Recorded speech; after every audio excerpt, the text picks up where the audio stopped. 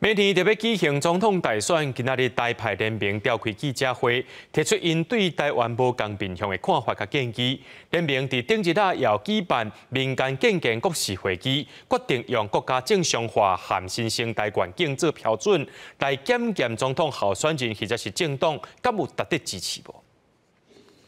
当然就是希望有权利的人想要领导台湾的人，应该要听得到。 请他们要面对。2024年大选就要到啊，台派联盟召开记者会，为无共层面讲出因对台湾未来发展的建议，嘛毋望手头有选票的选民用无共面向来观察候选人，思考啥物才是对台湾上好的。我们制定台湾新的宪法，台湾人民可以透过公民投票来制定自己的宪法。百姓为主的司法爱民主就是第一，爱有陪审团第二就是讲，咱有一寡司法的官员，包括讲，若有一寡法官，甚至检察长这些角色爱有一部分爱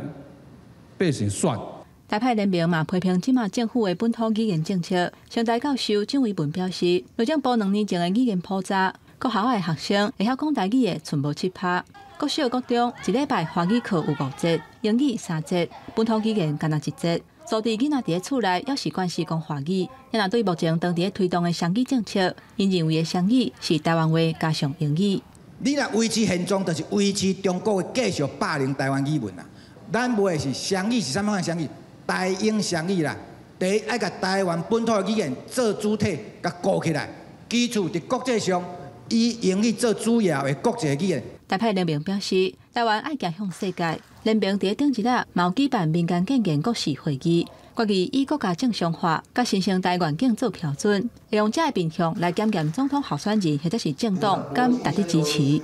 记者邱丹妮、曾俊佑台北报道。